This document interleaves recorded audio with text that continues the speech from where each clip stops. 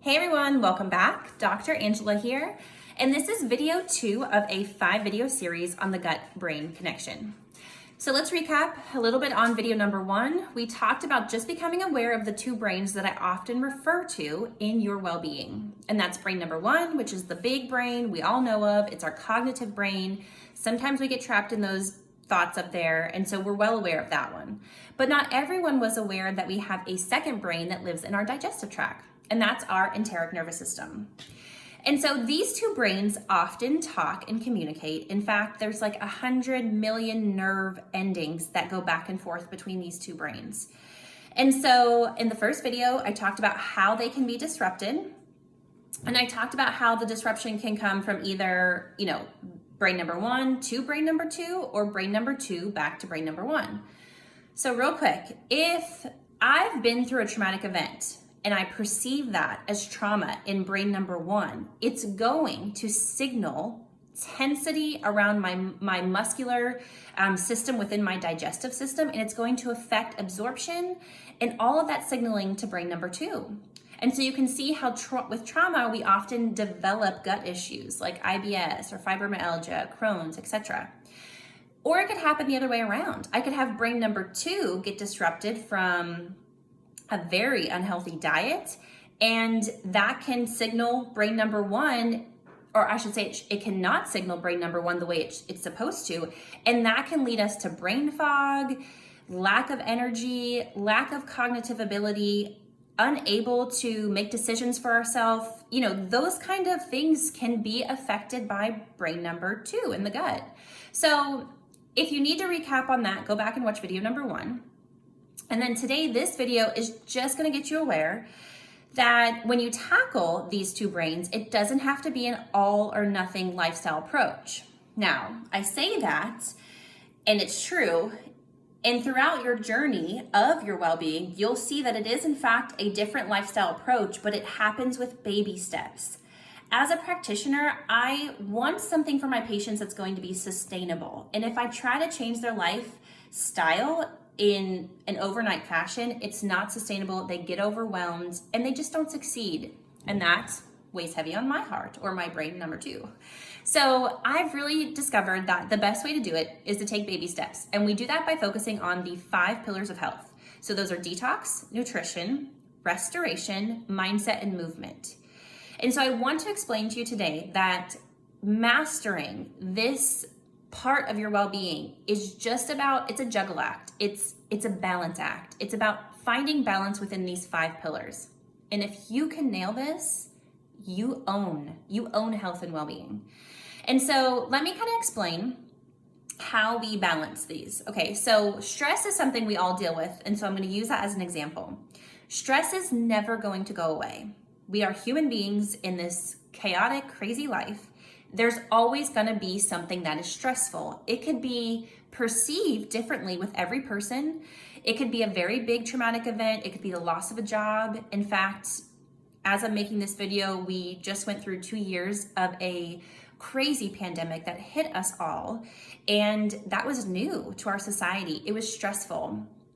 These things are always going to happen. And so if I can't deal, or not that I can't deal with somebody's stress, but if I can't take it away for them, which I can't, I'm not that good. If I can't take stress away for somebody, I can teach them how to handle the other pillars to offset how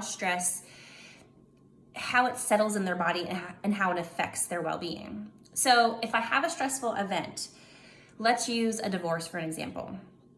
If I'm going through a divorce, one thing I can do during that time is make sure I lift up all the other pillars. So detox was one of those pillars. I can make sure that every day I'm getting some form of detox into my body. Now, there's lots of form of detoxing, which I'm going to explain in the other videos because I don't want to overwhelm you, but let's just take a simple one and say drinking water. It's pretty much the most simple form of detoxing you can think of. If I'm going through a stressful event like that, maybe my goal is just to make sure I'm getting lots of fluid in every single day. Bam, there you go. You're supporting pillar 1, which is detox. And then there's nutrition, that's another pillar. Maybe what I'm doing is just taking out, maybe soda is my clutch. And so maybe I can recognize, hey, I'm going through this very stressful event. Let's just either back off those sodas. Maybe I do half of the consumption that I'm used to, or maybe I have a strong willpower right now, and I can take sodas out of my diet, but I'm not changing my diet in any other way. There you go. You've made the smallest little change to your nutrition, even if it was by decreasing your soda consumption by half.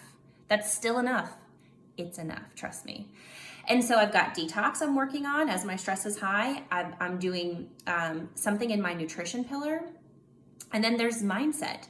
Maybe as I'm going through this type of stressful event, I'm reaching out to some kind of mindset practice. That could be talking to a therapist that you really trust. It could be talking to a group of friends who speak truth into your life and that don't let you believe lies and bad negative thoughts about yourself.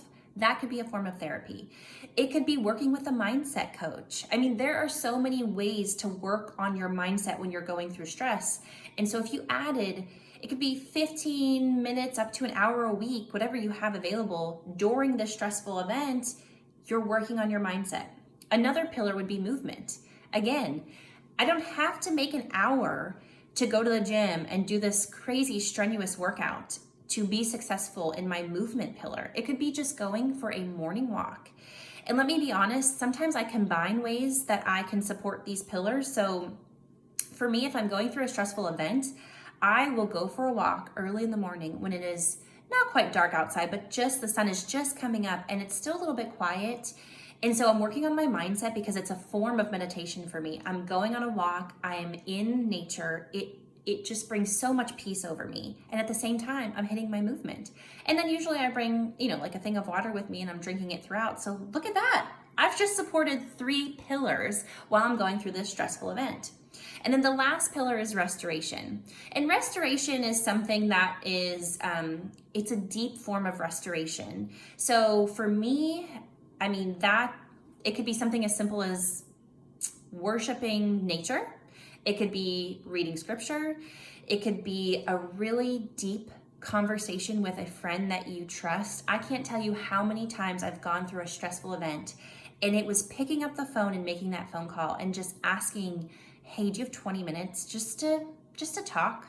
And having a conversation like that I could feel the energy change in my body after talking to a really good friend that spoke truth into my being. And so balancing these 5 pillars, you see how easy it is? It's not that hard. I'm gonna break down every single pillar in the future videos, but this video really was about you just understanding you don't have to give up everything to find balance in these pillars of health. For instance, let's talk about one other situation so that you can really nail this home. Say that I'm injured, because this happens a lot. I'm a chiropractor by license, and so we always see injury and we see pain that will bring people down. And so if you are someone that maybe lives with chronic pain, that might hinder your movement pillar. You might not be able to move as much as you used to, or maybe it's just a season where you need a tissue to heal, and so it's 4 to 6 weeks of therapy.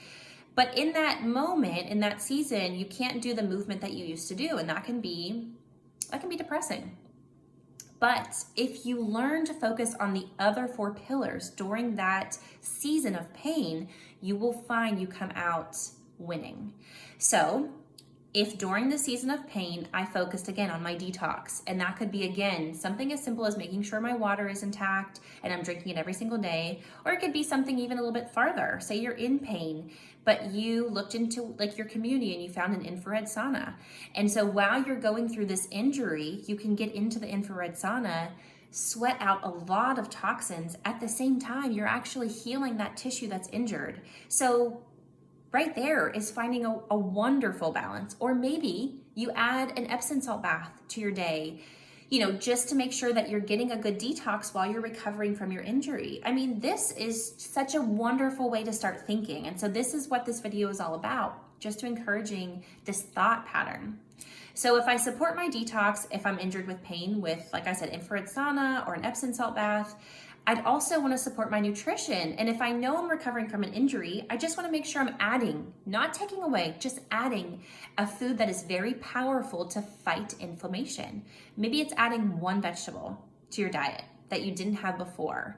Maybe it's adding a juice every day. I know for me, I juice every single day because it's so full of antioxidants. If you don't have a juicer and you're not into it, that's okay. You could add a supplement. You could add a collagen supplement in to your diet while you're recovering. There you go. You've supported your nutrition pillar. The other thing would be your mindset. While you're going through an injury, oftentimes I see as a practitioner, people get stuck in their head of like, oh, this is not allowing me to do the one thing that I've identified myself with. And I remind them that's okay. It's a chance to reinvent an old part of you. You know, I remember I used to gymnastics was my jam growing up. It really was. And yes, these days I just don't move like I used to. And so for me, I mean, yes, I don't have an injury from gymnastics, but I keep that mindset that I'm talking to you about. And I found something that I can challenge myself. I remember back in the day, I used to always dream of playing tennis and being really good at it. Well, since I can't do gymnastics, not because of an injury, but because I am older and my body doesn't move the same way, I don't force that old concept or sport on my body. I just pick up a different one that for me, hitting a ball gets a lot of my stress out. So, you know, you can be creative.